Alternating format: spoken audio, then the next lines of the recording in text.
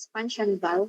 Okay, so in a series expansion valve arrangement, okay, so the properties that is entering on the first expansion valve and this expansion valve is different from this one.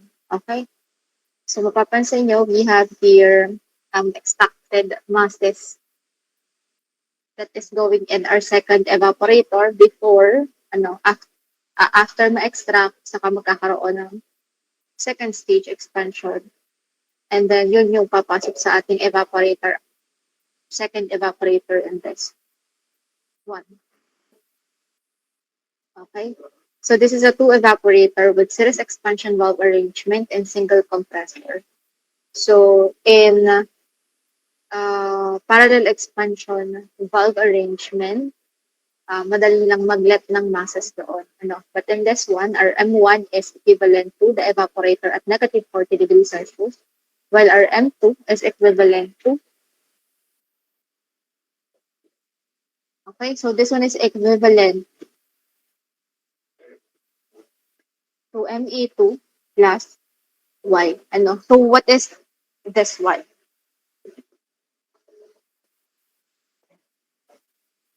So this Y is the amount of vapor after first stage expansion process. So this is the amount of vapor after the first expansion process. So ma-extract siya papunta sa ating evaporator at negative 10 degrees Celsius because the thermodynamic properties required before entering an expansion valve should be liquid. So therefore, all of this vapor dapat pupunta siya in this side, not on expansion valve. So meaning, liquid part is also M1 here. Kasi M1 to, so ibig sabihin M1 yung nandito. So M1 is liquid after expansion process, wet mixture siya, pero total mass pa din niya is M1. Kasi wala namang ibang dinaanan from this expansion valve. Okay, so therefore M1 is the mass, that is, or the mass of vapor that is converted into saturated vapor in this part. But in this M2, this one is equivalent to the mass of vapor converted into the mass of refrigerant converted into vapor plus this amount of Y, which is extracted vapor from this first expansion process. Okay, is that clear? Can you please raise your hand if this is clear to you?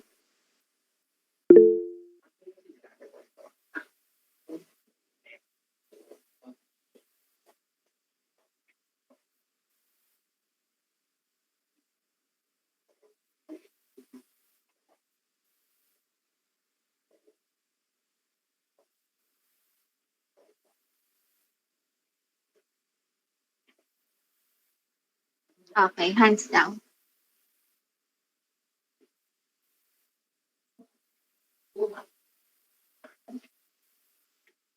Okay. So in this problem, we are going to compute for all the enthalpies at each state point. So ano yung process natin? We have two evaporators at negative 10 and negative 40 degrees Celsius.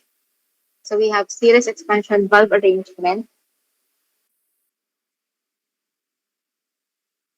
Okay? Okay. So for this, our first is for you to obtain the values of the enthalpies at each state point using R22 refrigerant.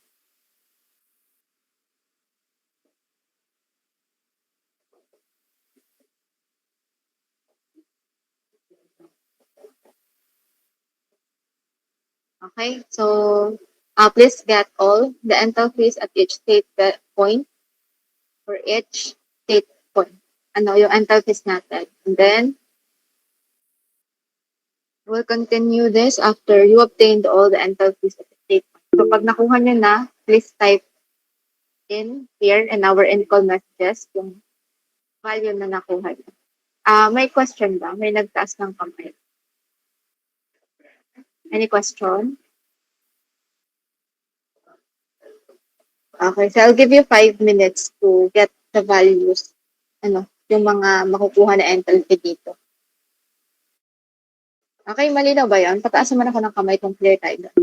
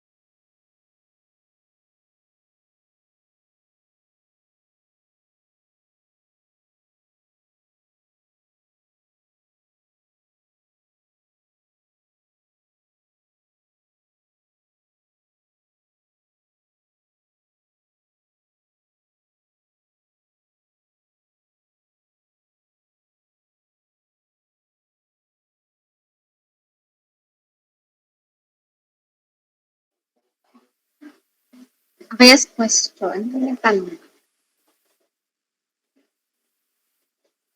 Ayan, question.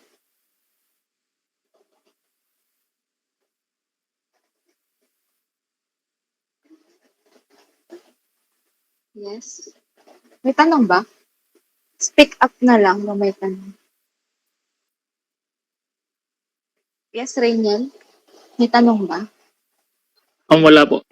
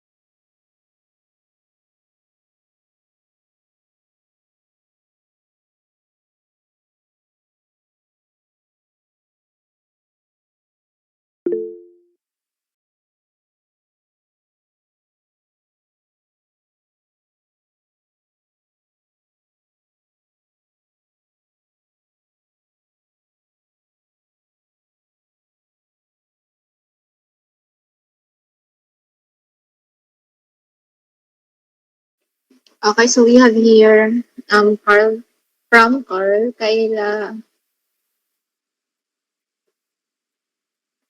Okay, so from John Rainiel, John Reimer, and okay. So okay, R22 yung gagamitin natin dito. So, compute na lang. So, pala ay parallel rate lang. Pala na ilagay. Wait. Okay, so this is for our 2 evaporator with series expansion valve arrangement. Okay, so medyo nakakalito lang dito or ang medyo dagdag lang dito sa problem na to is on how you're going to compute for Y value. Kasi you needed to get M2, and it is also required in the problem for you to obtain it. So, here are the values for H1, which is obtained through charting. Okay, so H1 is HF at 30 degrees Celsius, which is 236. H3 is equal to H4, which is HF at negative 10. And H5 is HG, at negative 40, which is 388.609.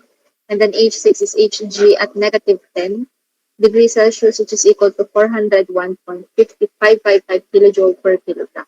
So H7 is the result of energy balance at the junction. Itong H8, hindi pa natin yan makukuha. Ano? So, hindi pa siya. Mamaya natin siya makuha. Pero yung sagot is 464. So, we'll be checking this value later if this is correct. Ano? So, this is based from if nakuha na natin yung enthalpy at state point 7, which is again the result of energy balance at the junction. So, since we still have two enthalpies na hindi natin makukuha, which is mainly because it is in the superheated part and we only have one thermodynamic property present. At state point 7, ang meron lang tayo ay pressure. And then sa state point 8, pressure lang din. So after getting H7 at the energy balance, magkakaroon tayo ng dalawang property. Kaya natin makukuha yung H8, which is from chart na din. Okay? So disregard muna natin tong value na to. Hindi ko lang pala siya nabura here. Pero we'll be disregarding muna. Then, try to get that later. Okay? So we are asked to find the enthalpy. So let's compute for the next one. So we are asked to get M1, Y, and M2. Okay? So M1 is makukuha natin on the evaporator at negative 40. So QA at negative 40 divided by H5 minus H4. Okay? Anong value natin for M1? So for QA, so this is 260 kilowatt divided by H5 minus H4. Okay? And then makukuha natin yung M1 which is equivalent to what value? Yes, question Layton. May question ka ba? And Kim John? Naiwan lang pala po yung race na nagsasolve lang po. Okay.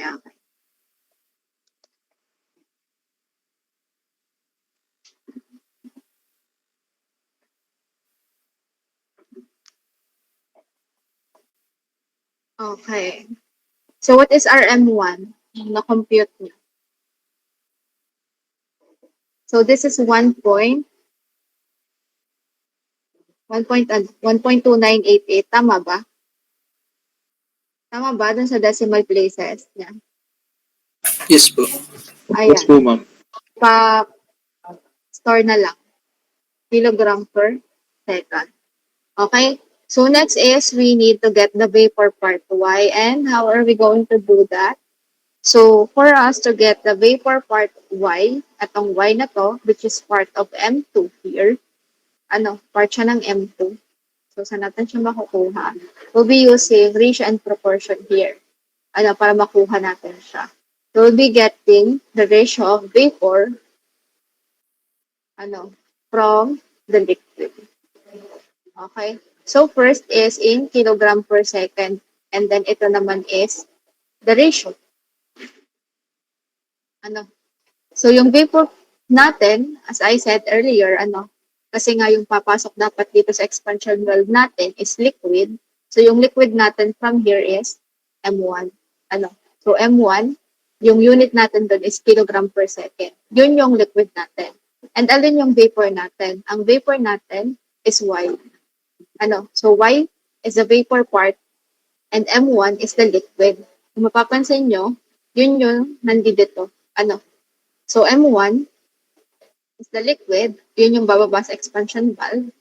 Okay? And then ito yung matatanggal dito. Ang Y is part ng vapor. Okay? So, in a ratio, or in percentage, kung we assume that 100%, 100 or 1 in 1 kilogram per second, ilang percent doon ang vapor. So, sabi natin that is Y. Ay, percent ng vapor, that is X. Or the quality. Quality at the state point 2. So, ano yung quality dito? So, we let that as X. So, X is the quality or the amount of vapor, in the refrigerant. So, this is the percentage, or part, ng vapor. So, sabihin, kung may 1, na 1 kilogram per second or 1 unit of refrigerant, So, yung percentage natin ng vapor is X2. Okay?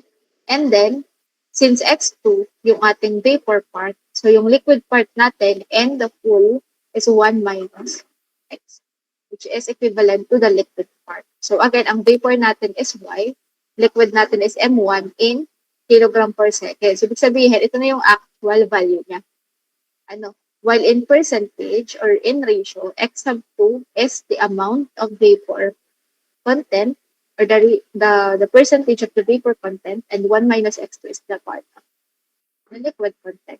Okay, can you please raise your hand if that's clear to you? So from here, ito lang lagi niyong kukuhanan pag may ganito. Palagi niyong hahanapin yung ratio ng vapor at ratio ng liquid. In kilogram at yung percentage niya. And then, cross multiply, we needed to get Y. So Y times 1 minus X sub 2 is equal to M1 times X sub 2. Again, cross multiply lang natin yan. So divide both sides by 1 minus X sub 2, 1 minus X sub 2. So be getting the value Y is equivalent to M1 X sub 2 divided by 1 minus X sub 2. So this is how we're going to get Y. So saan naman natin kukuhanin itong X sub 2? Still, we already have the value for M1. So we just need value for X sub 2.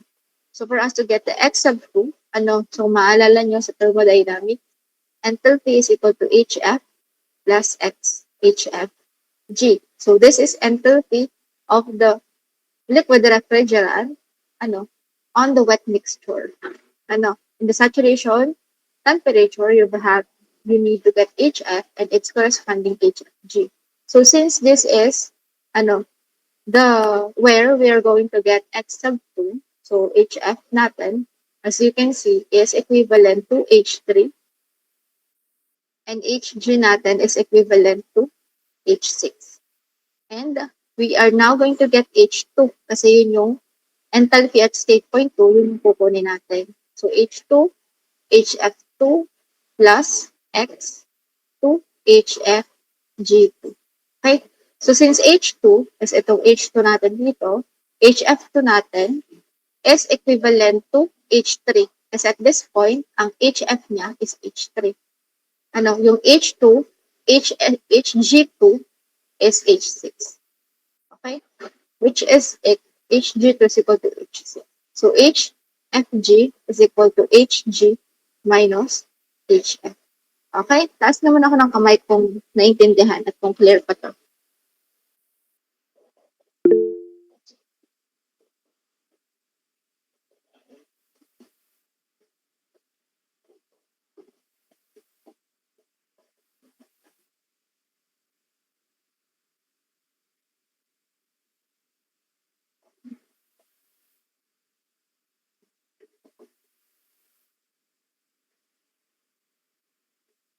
Okay, hands down.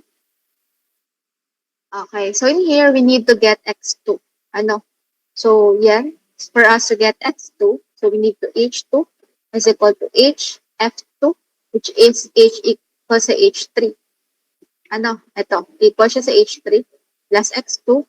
So, yun yung vapor content natin multiplied by HFG2.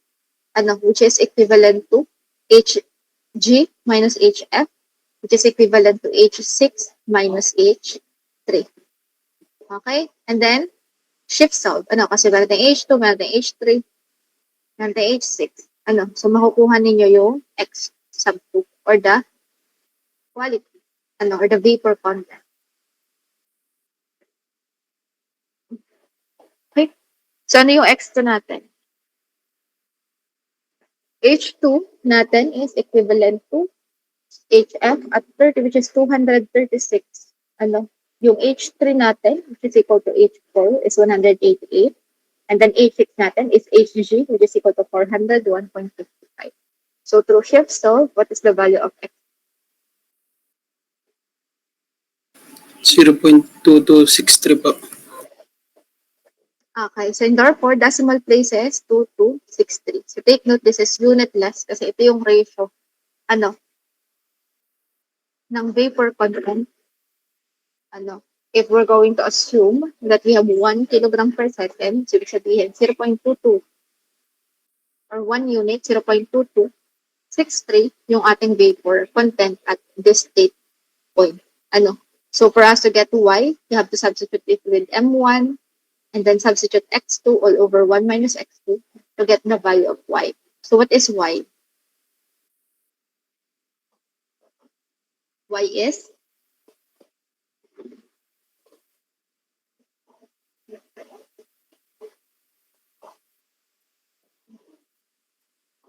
y is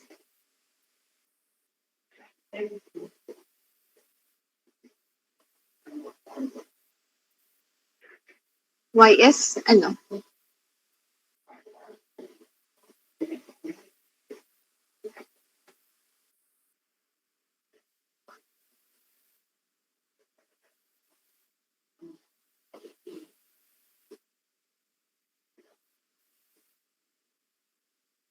what is y?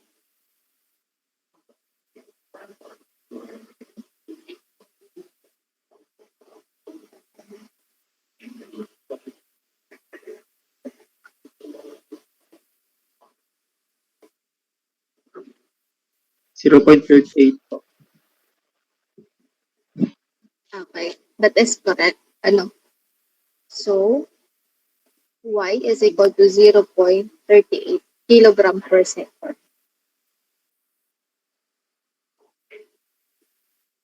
So isa to sa hinahanap. So about M2. So M2 is equivalent to ME2 plus Y. So yung ME2 natin, this one is equivalent to the mass of refrigerant that is converted into vapor due to 250 kilowatt at negative 10. So this one is equal to QA at negative 10 degrees Celsius divided by H6 minus H2 plus Y. Okay? So we have QA at negative 10, which is 250 kilowatt divided by H6 minus H2 plus Y. So what is our M2?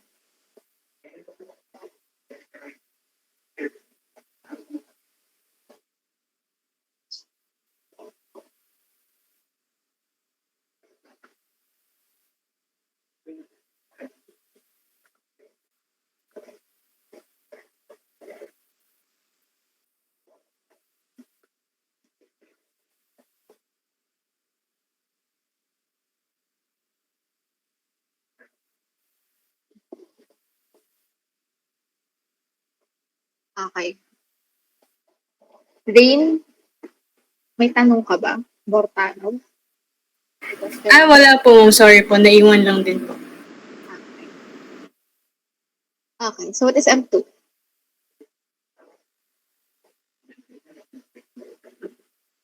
Okay, I can speak up para mas mabilis natin masulat dito. M2 is 1 point. Tama ba? 1.8 1.961 po. kilogram per second. Okay? So we're done. For letter B, So now we need to get the COP of the system. So COP of the system,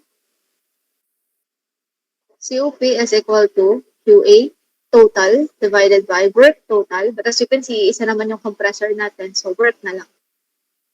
So since makukuha naman natin agad tong work, yung itong heat added, so work ang kunin natin.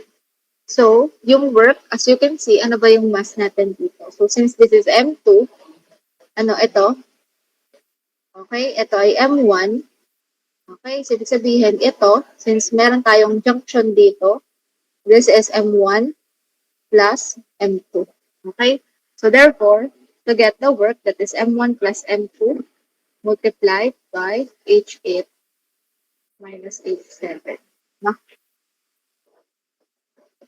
Okay. So, since wala tayong H7 at H8, kunin muna natin. Ang H7. So since, again, iisa yung property na meron tayo, which is only Psat at negative 40 degrees Celsius. Ano, dito naman sa H8 is meron lang din tayong isa, which is Psat at negative 40. I mean, positive 30 degrees Celsius. So, hindi tayo magkakaroon ng intersection.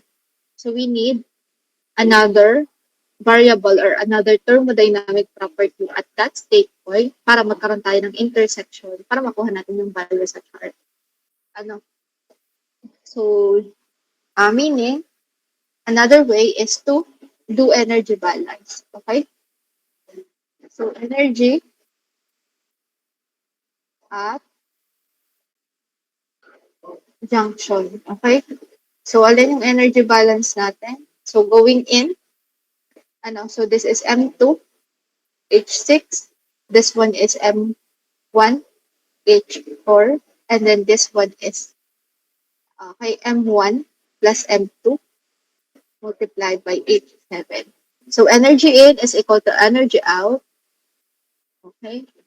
Energy in natin is M1H4 plus, papasok din yung ating M2H6, which is equal to M1 plus M2 multiplied by H7. So, nakuha natin to. H4 meron, M2 meron, H6 meron, M1, M2 meron, H7 ang hahanapin natin. So, H7 is equivalent to, anong value natin for H7?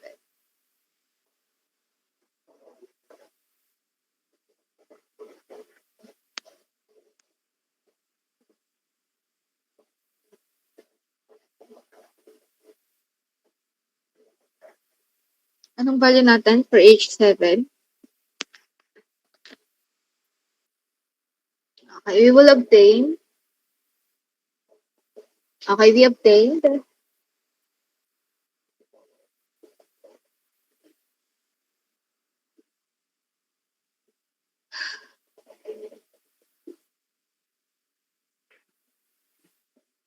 okay, ano nakuha niyo?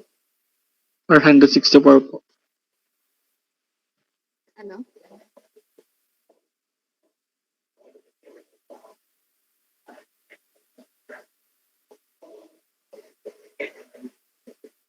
Ay, 4 ba? 5 pala.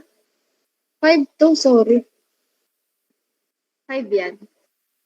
Okay, pare-compute ako, kaya pala mali yung nasagot. H5 yun. Kasi, andito siya. Ano? H5. So, what is H7? Okay, so we have here 396.2921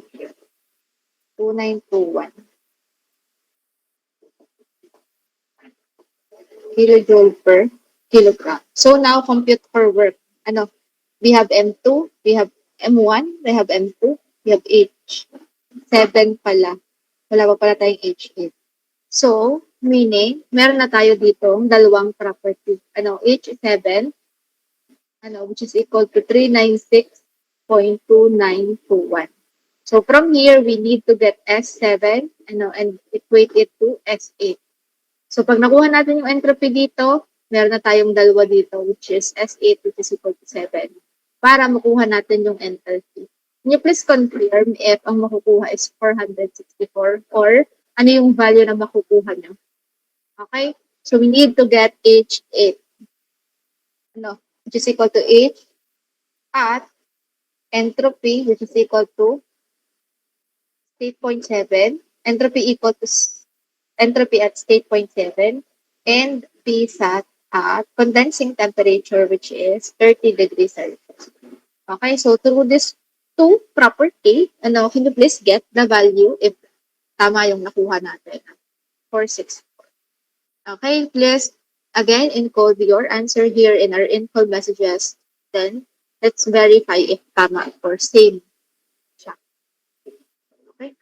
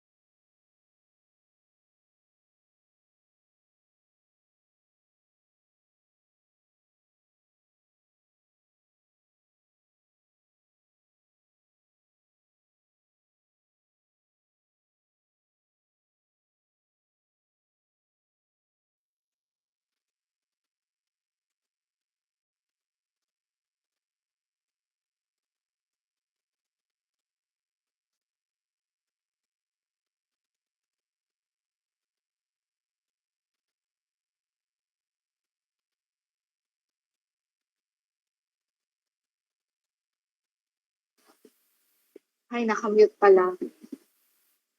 Ayun. So again, we have your answer from Dayton, which is 463.5. Ano? So malapit naman siya, so 464. And that is correct. So can you please raise your hand if you get the same value or yung malapit na value na pasok sa tolerance? Okay, para ma-confirm natin if this is correct. Okay. Okay. So you can use this value in order for you to get the work. Ano, so we have the value for M1, meron tayong M2, H8, at saka H7. So what is the work? Ano yung work natin? Okay, pa-compute na lang ako ng work and then COP. Okay?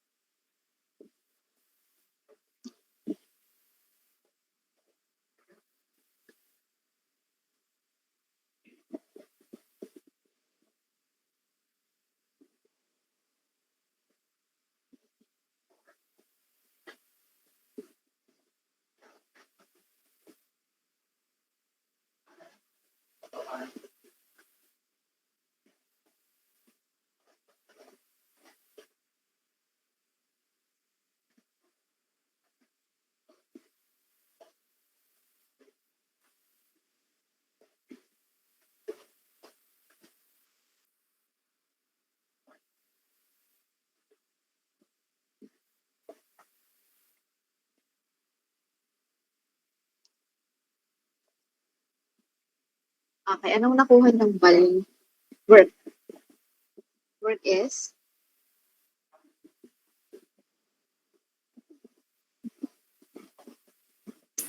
216.3212 po. okay. And then how about the COP?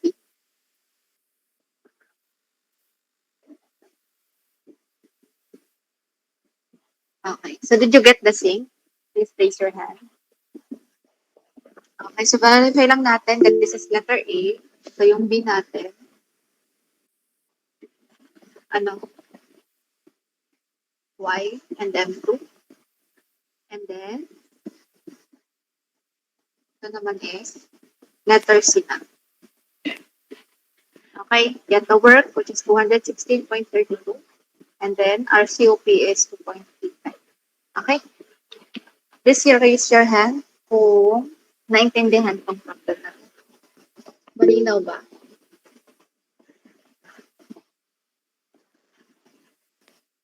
Okay.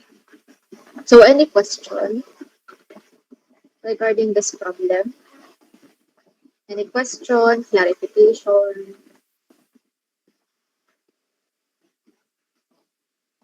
May tanong? Okay. Hands down. Okay. So, may tanong ba? Wala naman po, ma'am. Okay, Wala naman po. malinaw naman ang problem na to. I hope.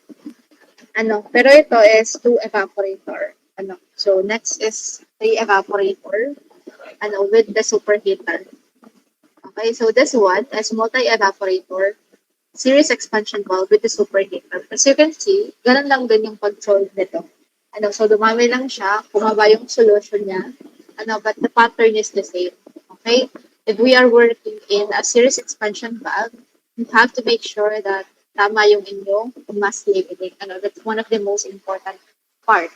Ano, tama yung mass labeling ninyo. Ano, so in this case, we just need to start at the bottom, ano, and M1. Okay, so we'll let that as M1. Okay, so palagi sa baba mag-umpisa. Ano, M1. Okay, so since this is M1, so therefore, this is also M1. Ano, this 8, 5.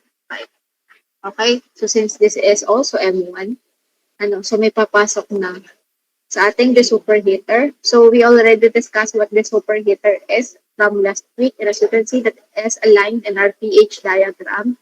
Ano, wherein after first stage compression or after compression process, the high pressure, high temperature steam, is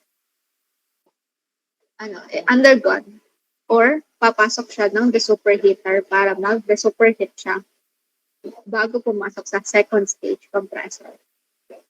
Then the superheater ulit bago pumasok sa third stage compression. Okay? So therefore, since meron tayong additional mass here, M1, so meron tayong M1 plus WS1. So our M2 here is, okay, so our M2 here is we assume, that yung buong M2 is hindi lang ito. So this is ME2, okay? ME2 to. Ito naman M1, which is ME1, equivalent na siya dito. Ito naman is ME3. So we let M1, equivalent to ME1, kasi kita naman siya dito. So our M2 is equivalent to ME2 plus itong WS1 plus Y1. Okay? Malinaw ba tayo doon?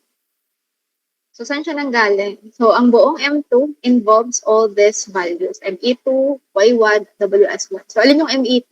The mass of the refrigerant that is converted into saturated vapor after adding 250 kilowatt. Okay? And then M3 natin is equal to this ME3, which is the mass of the evaporator, mass of the refrigerant that is converted into vapor from this 250, because of this 240 kilowatt heat added at the third evaporator, plus WS2 plus Y2. Okay? Malinaw ba tayo doon? Pataas naman ako ng kamay kung clear tayo doon. Okay. Hands down. So, in here,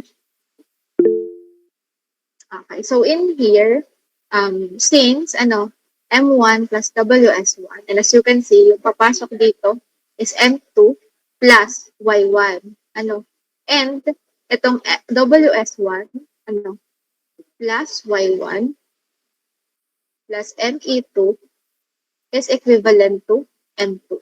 So, therefore, after junction, ang lalabas na sa ating papasok sa ating second stage compression is M1 plus M2. Again, saan ang galing? WS1, tapos mag-enter yung ME2, Y1, which is all equivalent to M2. Pag pinag-add-add siya. So, ito yung ME2 plus Y1 plus itong WS1, M2, plus M1. Okay? Is that clear?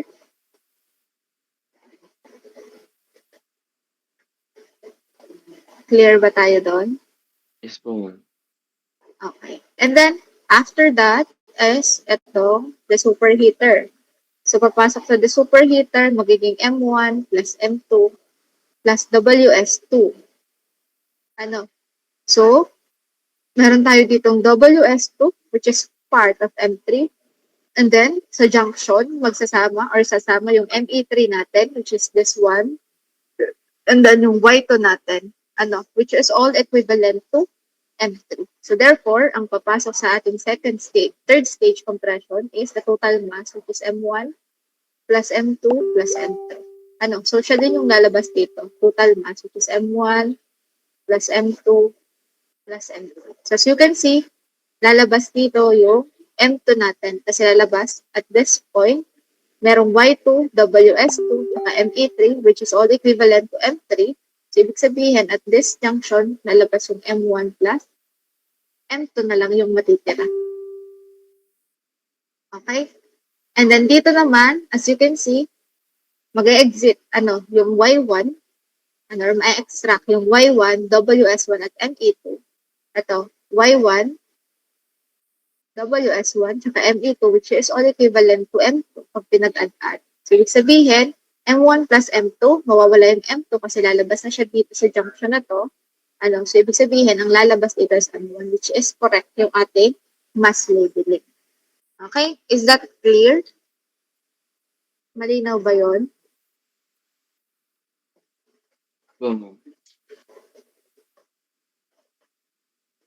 Okay, any question? Any question, clarification?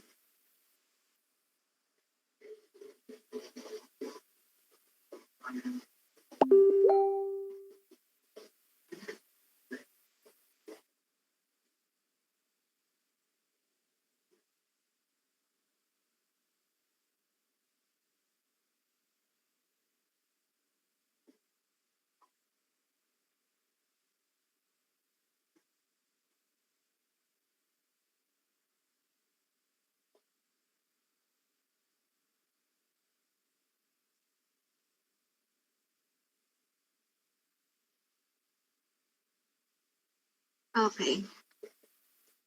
Okay na.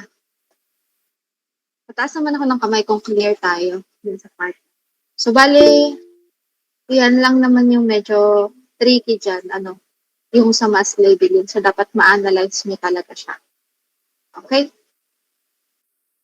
Okay. So ibig sabihin, at this point, and as you can see, meron tayo ditong 30 degrees Celsius, 10 degrees Celsius, negative 10, and then this one is negative 40 degrees Celsius.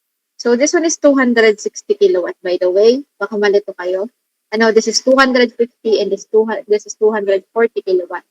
Okay, so based on the given, and since meron tayong the superheater, so meaning, we can get all this through charts and table based on the given condition for each evaporator and condenser. Okay, so you have to get all the enthalpy at different section of the system and you can get that. Makukuha nyo agad siya based on, ito is at negative 40, negative 10, 10 degrees at saka 30. Okay, so this one is 10, and then this one is 30 degrees Celsius. Okay, so you can get H1 to H12. Okay, so after getting all these values, we need to get all the masses involved for this refrigeration system, also including all of the extracted masses that will go in are the superheater 1, 2, and 3. Yun yung mga WS1, WS2, WS2, and so on. WS2 lang pala, hanggang WS. Okay? So, since this one is a series expansion valve, we can get WS1 if we create, or if we do energy balance at the superheater. Okay, so first na ma-obtain natin is M1, so you have to start at the bottom always, pataas. So this is part of your problem set na. Okay, kasi we already solve one problem under series expansion valves, you have to do this. Okay, but kanina, inanalyze natin on how to get Y value. So this is the vapor content that is extracted, as part of the, sa part na expansion na, process natin as part of the result of expansion dito sa first stage, So dito, ito yung vapor content niya, ito yung liquid content. Kasi again, yung papasok sa expansion valve natin, nakasunod should always be liquid. So wala siyang vapor content. So meaning, all the vapor content will go through this evaporator. Vapor content will go through this evaporator. So it is liquid na, liquid yan. Kita naman siya dito. So this is state point 3, state point 5. So since this undergoes an expansion process ulit, so after siya pumasok ng evaporator, meron ulit tayong wet mixture. Baka kasi nagtataka kayo, Ibig sabihin, wet mixture pa din. So how are we going to get the value of Y1? So kagaya ng ginawa natin kanina, you have to analyze the proportion of vapor to liquid over liquid. So since our vapor content is Y1, so dito natin ilagay yung Y2 para magkasabay na siya. Okay, sa Y1, anong liquid? Ano yung liquid part? Ang liquid part is itong papasok dun sa second stage. So therefore, M1 yung liquid. So dito naman, ang vapor natin is Y2, ang liquid natin is alin? Ito naman. So since this is the vapor Y2, hindi siya lahat Y2, pero na-represent lang natin na yung vapor natin is Y2 here. So Y2, ang liquid niya is itong M1 plus M. Okay? Malinaw ba? Again, hindi yan formula. So dapat alam ninyo how to do the proportion of vapor to liquid para ma-obtain ninyo yung working equation. Okay? So, this is in kilogram per second. Ito na yung amount niya. But what is its corresponding percent or ratio? So, ano yung ratio nito? Or vapor? So, since this is Y1, and as you can see, ito yon. So, therefore, we need to use X4. This is the quality or the vapor part, X4. So, meaning, ang liquid natin is yung tira sa 1 minus X4. Okay? So, dito naman sa padalwa, X2 naman siya, ang huhanapin natin dito. Or yung vapor content ng Y2 natin. Kasi Y2 is at state point 2. Ito yon. Okay? So, meaning, this is X2 or X of 2 divided by 1 minus X2. Okay? And then for us to get Y1, cross-multiply ulit, Y1 is equivalent to X of 4 times M1 all over 1 minus X of 4. And then Y2 naman natin is X of 2 times M1 plus M2 all over 1 minus X of 2. Okay? Clear ba tayo dito? Clear ba? Can you please raise your hand kung clear tayo dito?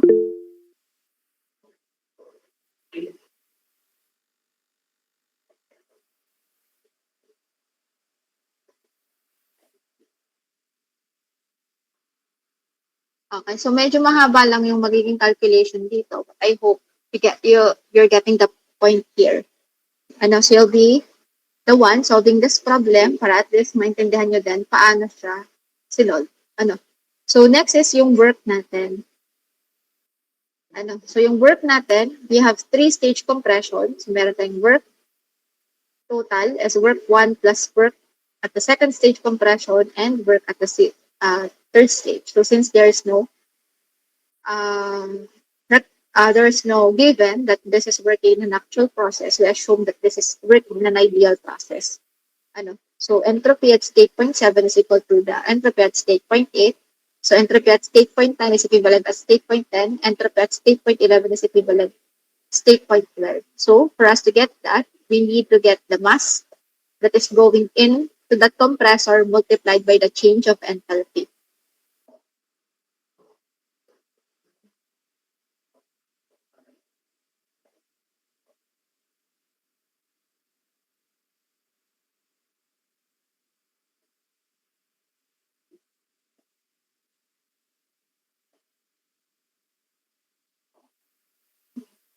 Okay, so work at first stage compression, you have to know what is the mass that is going into this compressor 1. So that is M1 times H8 minus H7. So what is the work at second stage compression? How are you going to obtain that? So since ang dumadaan dito is this mass, so M1 plus M2 multiplied by the change of enthalpy, which is H10 minus H9. So for the third stage naman of compression, total mass na siya, which is M1 plus M2 plus M3, and then multiplied by H10, 12 pala, sorry, minus H11. Okay, so after getting all these values, then, we'll get what is asked and required on this problem. Okay, any question? Can you please raise your hand kung may tanong kayo? Tanong? May tanong ba?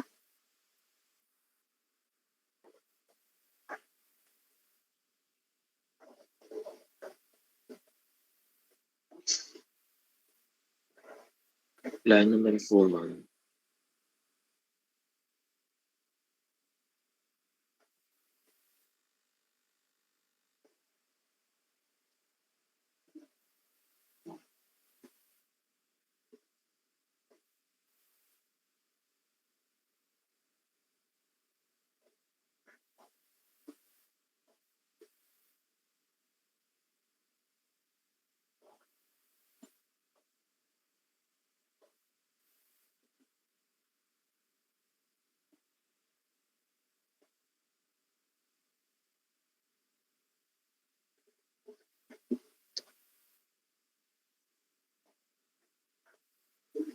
Okay?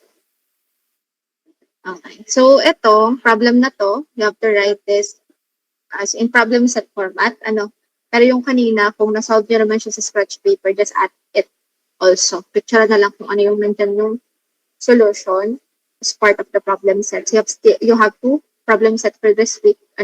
So, ito, at saka yung kanina, yung previous na sinagutan natin. And then for tomorrow, if you have question, just join the meet. Just inform me to RGC. And then just join the meet if meron kayong question. Your task tomorrow is your design project and this problem set number. This problem set. Isang problem lang naman yan kasi na-solve na natin.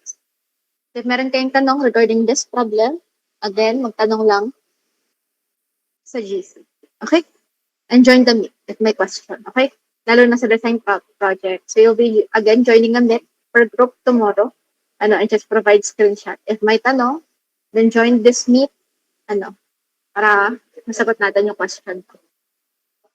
Any question? Clarification? Meron ba? Yes, Kurt. Ma'am, ask ko lang po regarding the final project po. Kailan po kaya ang deadline po ng final project po? Okay. So for the final project,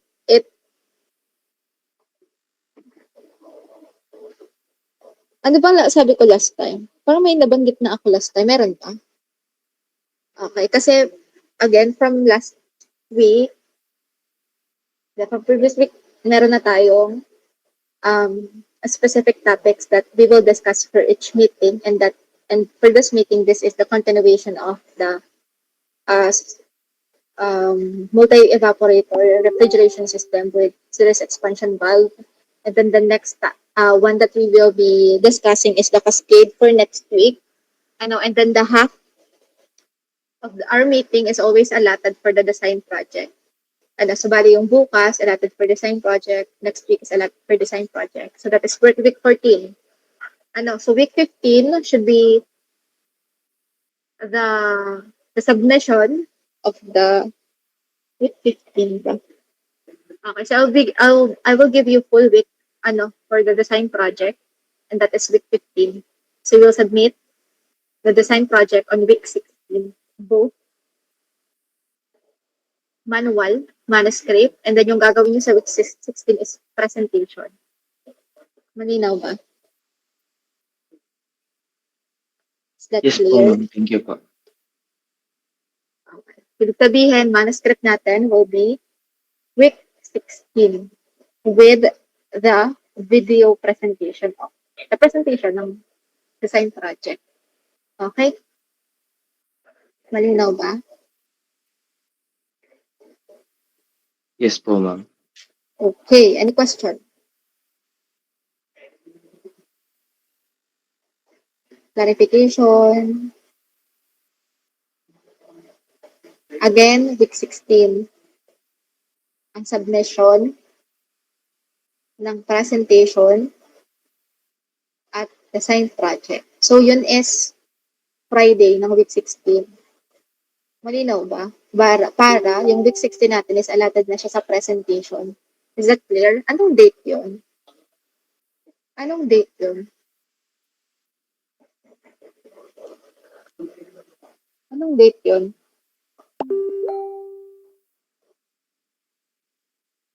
December 6 po ata. Number 6 ba yun? Wait.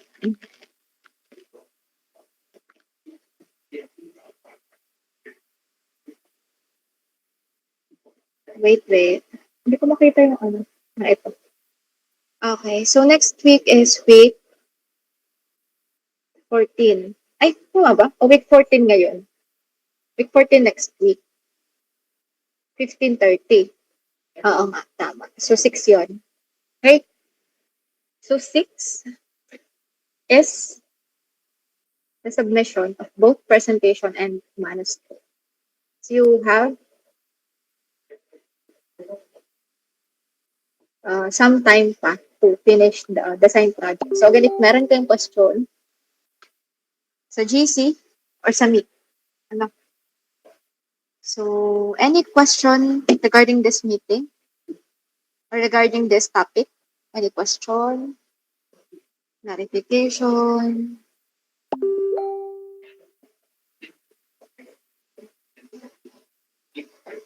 Wala na naman po.